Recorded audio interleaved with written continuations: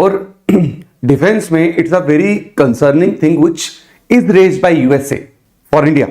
USA का एक secret document जो है वो रिवील हुआ, जिस सीक्रेट डॉक्यूमेंट में यह बताया जा रहा है कि चाइना बहुत सीक्रेटली विदाउट अनाउंसिंग इट, है ना, कोई ड्रामेटिक इवेंट नहीं किया गया, कोई ऐसा कोई डिफेंस एग्रीमेंट नहीं किया गया, एंड चाइना जो है वो बड़े क्लासिफाइड तरीके से 40 अपने सबसे एडवांस 5th जनरेशन एयरक्राफ्ट जो है वो पाकिस्तान को देने वाला है, एंड दैट इज J-35। अगर आपको याद हो 40, I am talking about what, 40। मेरे दोस्तों अभी तक अगर आपको पता हो S-400 हमारे पास डिफेंस सिस्टम है which we receive from Russia. S-500 जो S-400 का एक अपग्रेडेड वर्जन है, उसको अभी रशिया को हमें देने में कई साल लग जाएंगे। लेकिन आप सोचिए कि कुछ ही एक साल भी नहीं हुआ है चाइना को अपने 5th जनरेशन सबसे एडवांस फाइटर एयरक्राफ्ट को डिस्प्ले किए हुए, और चाइना इसको बड़े स्ट्रैटेजिकली उनको डिप्लॉय कर रहा है जिससे उसकी डोमिनेंस वर्ल्ड वाइड बढ़ पाए। और पाकिस्तान को ऐसा एयरक्राफ्ट प्रोवाइड करना साउथ एशिया में आर्म्स रेस की एक नई आपको शुरुआत देखते हुए मिलेगी, क्योंकि पाकिस्तान जैसे नेशन को F-35 देने का, J-35 देने का मतलब ही ये है कि इंडिया के एयरफोर्स को तोड़ा जाए। क्योंकि हिस्टोरिकल अगर आप देखेंगे पाकिस्तान के कंपैरेटिव इंडिया का एयरफोर्स जो है वो हमेशा एक से ऊपर रहा है, हमेशा। और इसमें कारण भी है कि वी इन्वेस्ट मोर मनी, हम R&D ज्यादा करते, इनोवेशन ज्यादा करते, हम ज्वाइंटली को प्रोड्यूस दूसरी कंट्री के साथ मिलकर बहुत ज्यादा करते।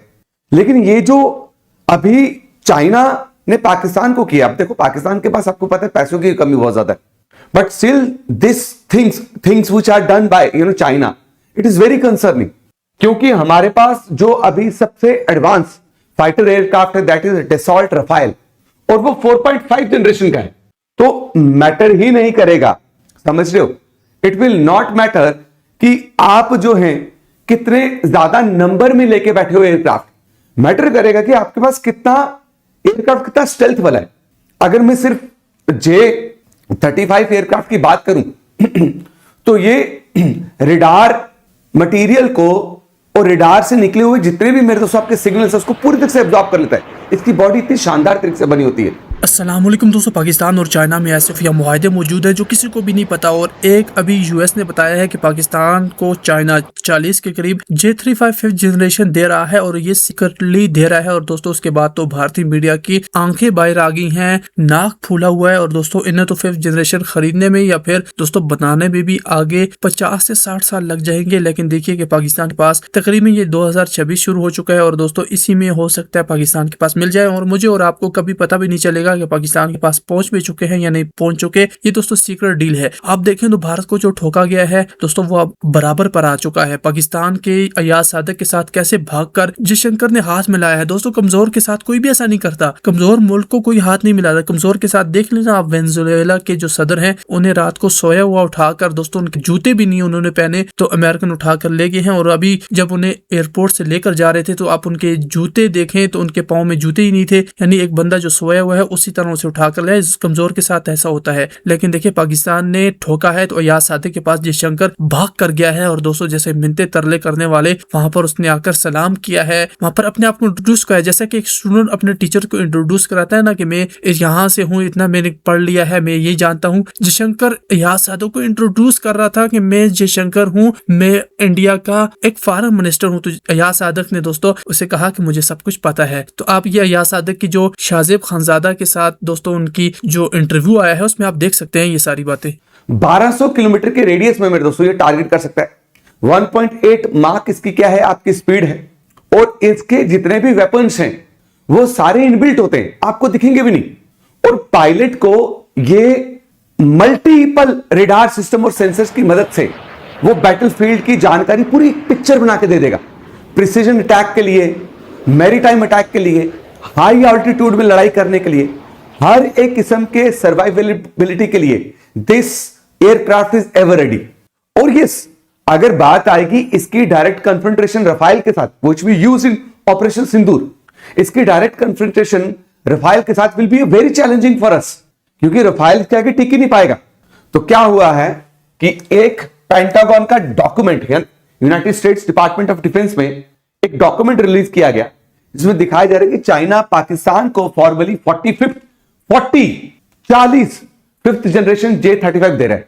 आप खुद इमेजिन कीजिए कि हमारे पास अभी रफाइल कितने, अभी मैरीटाइम के लिए, इंडियन नेवी के लिए हम रफाइल M जो है वो प्रोक्योरमेंट कर रहे हैं, अभी वो पूरी तरह से पहुंचे भी नहीं, डिलीवर भी नहीं हुए। जब J-35 को चाइना ने पूरी दुनिया के सामने लाया था, कितनी बड़ी न्यूज थी। लेकिन अब सोचो, एक पाकिस्तान को, ऑब्वियसली पाकिस्तान को पैसा नहीं है, यह तो दिया ही गया लोन पे। तो अब देखो क्या बोला जा रहा है कि कहीं सालों से, कहीं डेकेड से इंडिया जो है उसमें हमेशा एज रहा है when it comes to air power. Why? Because Pakistan के पास फाइनेंसिस की बहुत कमी रहती है और पाकिस्तान हमेशा नंबर में भी हमसे पीछे रहा है। और ये J-35, सिर्फ 40 J-35, they are more than enough इस इक्वेशन को मैच करने के लिए और ओवर पावर करने के लिए। अब क्या लिखा है, चाइना का J-35 जो है उसको किस प्रोग्राम के जरिए बनाया गया था, प्लीज इस प्रोग्राम को भी ध्यान में रखिएगा। उसका नाम है FC-31 प्रोग्राम, और बना भी लिया, and China is ever ready to export it. कुछ ऐसा जो रशिया अभी तक स्ट्रगल कर रहा है इफेक्टिवली करने के लिए। और आप उठा के देखिए, when it comes to the current generation और the most advanced generation aircraft या defence system, China western nation से भी कहीं ज्यादा आगे, कहीं ज्यादा आगे। साथ में यह बोला गया है कि यह चीज क्यों मैटर करती है, क्योंकि सिर्फ ये आपका एक वन ऑफ आर्म सेल नहीं है। चाइना ने already J-10C multi role fighter, उसके अलावा चाइना पाकिस्तान से मिलकर को प्रोड्यूस किए J-5, JF-17 थंडर। अब आप बोलोगे कि क्या जरूरत है चाइना को पाकिस्तान को ये कुछ सेल करने के लिए, बिकॉज चाइना को पाकिस्तान बहुत स्ट्रैटेजिक पोजीशन प्रोवाइड करता है अरेबियन सी में, बहुत स्ट्रैटेजिक पोजीशन प्रोवाइड करता है गिलगिट बाल्टिस्तान में, which is the connectivity to Central Asia. अब जो चाइना पाकिस्तान इकोनॉमिक कॉरिडोर, जो $1 बिलियन का इंफ्रास्ट्रक्चर प्रोजेक्ट है, इंडियन ओशन पर नजर रखने के लिए और मॉनिटरिंग सेल को स्ट्रांग बनाने के लिए फुटहोल्ड प्रोवाइड कर रहा है। तो ये जो चाइना ने पाकिस्तान को दिया है, ये सिर्फ और सिर्फ एक स्ट्रैटेजिक मूव है। This is only strategic move. अभी तक arm drones, naval frigates, intelligence sharing framework, अगर आपको पता हो अभी सर क्रिक में प्रॉब्लम हुई कुछ, और ये डील के ऊपर सबसे ऊपर कौन है भाई? J-35। इसके अलावा ऑलरेडी ये काम हो चुका है ना? तो समझ आई मेरी बात, मैं क्या बोल रहा हूं? अब इंडिया ने डसॉल्ट राइफल रफाइल को इसीलिए इंक्लूड किया था ताकि वो एयर डिफेंस सिस्टम को इंबैलेंस कर पाए। एयर डिफेंस सिस्टम मतलब पाकिस्तान के साथ वो हमेशा ऊपर रहे, बट ये स्टेल्थ की बात है। अब 5th generation J-35, it is all about stealth. आप अगर 5 लेके आ जाओ रफाइल, अकेला J-35 इसको नहीं मानेगा। ये low observable platform, what is the meaning of low observable platform? कि मतलब वो एयरक्राफ्ट जो दिखता नहीं है, और अगर वो दिखेगा तो लेट दिखेगा, वो रियल टाइम पे कंट्री के रडार सिस्टम्स को वॉच ही नहीं कर पाएंगे, and it can target any high value asset. ये कंट्री के दूसरे दुश्मन देश के रडार सिस्टम को तोड़कर अंदर घुसकर पूरी तरीके से क्या कर सकता है? हाई वैल्यू एसेट्स को टारगेट बना सकता है। अब देखो, इस चीज ने हमारी एयर डिफेंस प्लानिंग को कॉम्प्लिकेट कर देना है। नाउ इट विल फोर्स अस कि हम ज्यादा मनी लगाएं, ज्यादा पैसा इन्वेस्ट करें, किसके लिए? जो हमने अपना प्रोग्राम स्टार्ट किया हुआ है, दैट इज व्हाट योर, इस प्रोग्राम के अंडर हमारा, और it is a reaction to J-35।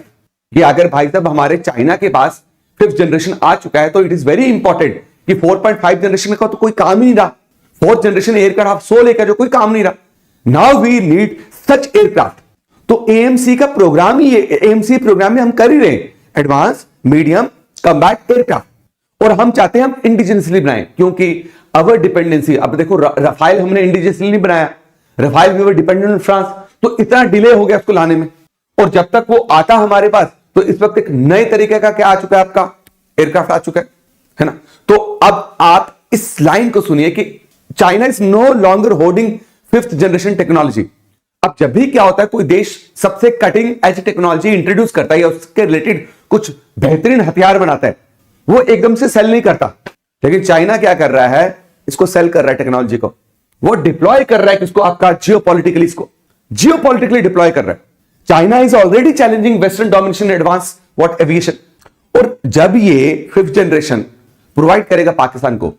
अब पाकिस्तान को टेक्नोलॉजी सेल करेगा, उसमें बहुत सारी चीज है जो कॉन्फिडेंस रखने वाला है, क्लासिफाइड रखने वाला है। तो ये पूरी तरीके से पाकिस्तान को अपने ऊपर डिपेंडेंट कर देगा लॉन्ग टर्म के लिए। यही तो गेम खेलता है। डेट ट्रैप में भी पाकिस्तान ने, चाइना यही तो गेम खेल के दूसरे देशों को खत्म करके रख गया। तो पाकिस्तान चाइना के लिए आपका कस्टमर भी बनेगा, प्रूविंग ग्राउंड भी बनेगा, क्योंकि चाइना को पता है कि पाकिस्तान और इंडिया के बीच में कॉन्फ्लिक्ट चलते रहते हैं। तो चाइना पाकिस्तान के जरिए अपने हथियारों को चेक करता है कि क्या वो ऑपरेशनल रेडी हैं, क्या वो वाकई में वो रिजल्ट्स देंगे बैटल ग्राउंड में। आप समझ रहे हैं? तो ये बहुत स्ट्रैटेजिक मूव है।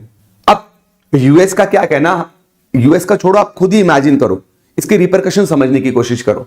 What will happen? अब साउथ एशिया में आप देखेंगे फ्यूचर प्रोक्योरमेंट बढ़ने वाला है, 100% बढ़ेगा। आपको नहीं लगता? आप सोचो कि आपके नेबर के साथ कुछ कियोस्क चल रहा है, आपका नेबर जो रहता है, और वो नेबर जो है वो कल को AK-47 लेके आता है या कोई भी हथियार अपने पास लेके तो आपको लगाकर दिखाता है, वार्न करता है वो। तो आप अपने आप को सेल्फ डिफेंस के लिए कुछ करोगे नहीं क्या? आप जरूर कुछ ना कुछ एक्शन लोगे ताकि आप भी उस प्रॉब्लम को डिफेंड कर पाओ। अब साउथ एशिया में एक आर्म्स, देखो इससे आर्म्स रेस चलती है, ग्लोबल आर्म कंपटीशन बढ़ेगा। इंडिया को भी हैवीली मजबूरन इन्वेस्ट करना पड़ेगा इस चाइना के मूव से।